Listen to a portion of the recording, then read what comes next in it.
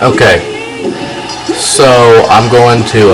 By the way, if you can hear it, there is a pay-per-view being streamed on.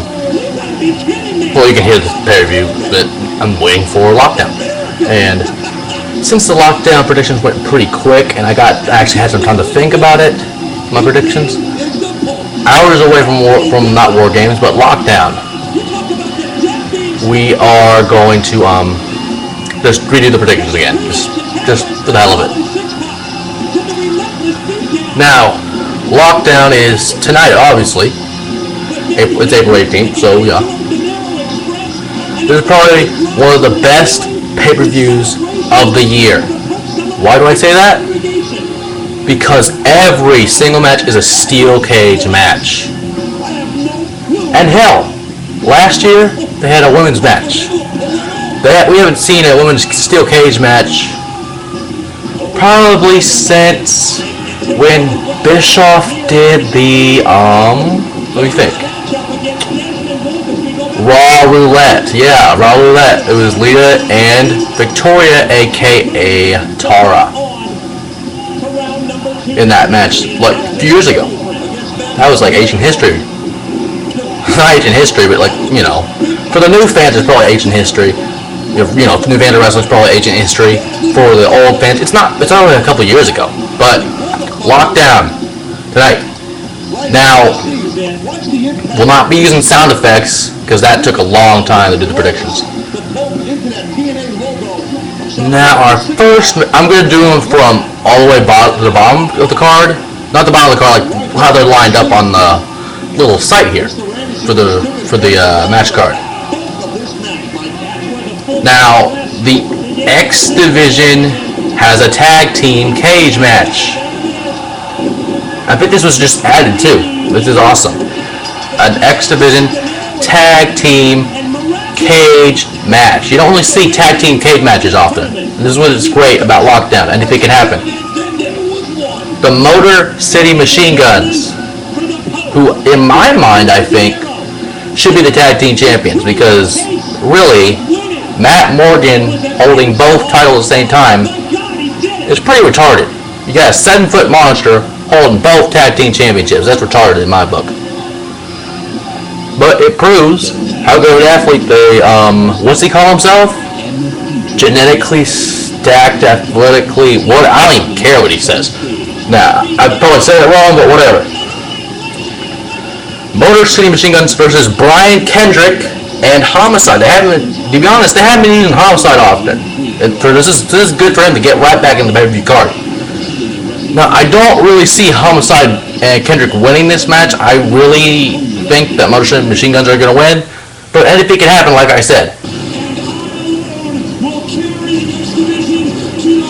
Now, you do hear Daniels in this background a little bit. I heard this a couple of weeks ago, a few days ago, really. Daniels is no longer in TNA. I think he's now in Ring of Honor. So this will be interesting for Daniels. And we're back on track here. Another cage. Every match is a cage match, by the way. So I don't know why they put cage match as a stipulation on the little thing, because we know every match is a steel cage match. But anyway. Team 3D versus Scott Hall and Six-Pack, X-Pac, whatever you want to call him. Because he's seen Sean Waltman, whatever you want to call him, he has a million names. So he's a Six-Pack. I now forgot his name there. But, okay. What I really think might happen is either Bubba the Love Sponge will get involved and Scott Hall and Six-Pack will win, or Team 3D will just win, because, you know, they're pretty good at table matches, but cage matches are also one of their elements. So you gotta favor the Dudley Boys somehow. Team 3D, whatever you want to call them. I just love all the name changes, don't you? Dudley Boys, Team 3D. I mean, they've been here for a few years, and it's kind of, you get used to it. But come on, you kind of botch it every once in a while, but whatever. Team 3D, I think, will win. Now, Kevin Nash versus Eric Young. This is a match I have wanted to see for a long, long time. Now, unfortunately, Eric Young didn't have the Global Championship, so this would have been a lot better. So we could have renamed it the Legends title. God damn. But,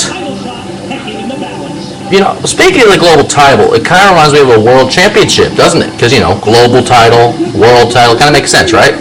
Anyway, Kevin Nash versus Eric Young. It's not really a debate here.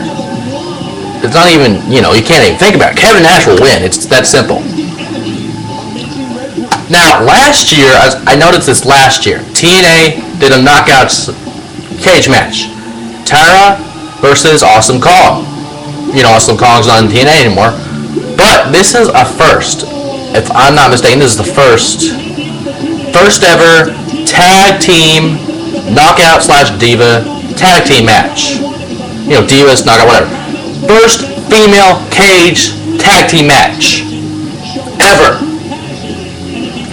And if you guys prove me wrong, I would love to see it. I'd love to see that match, to be honest.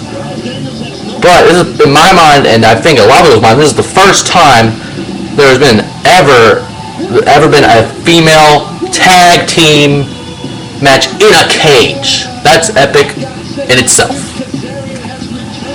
But to make it a little more interesting, they put all the knockout titles on the line. The tag team knockout titles and the knockouts championship.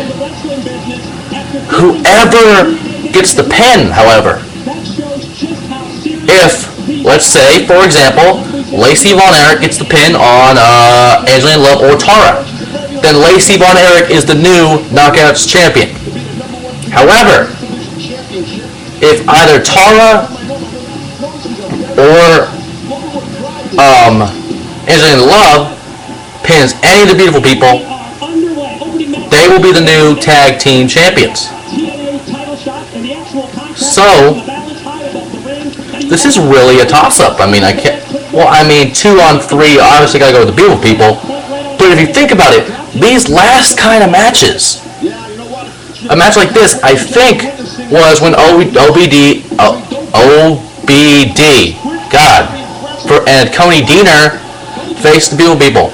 And Coney, his name is now Coney. Okay, Coney Deaner, my bad.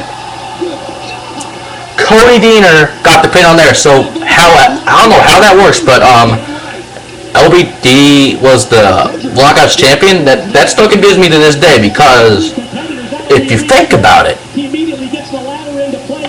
Coney Deaner should have became the Knockouts champion. He got the pin, he got the 1, 2, 3, and he should have been the champion.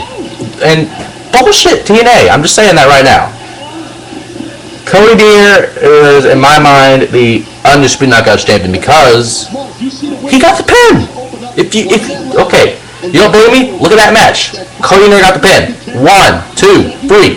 He won the belt. And what does TNA do?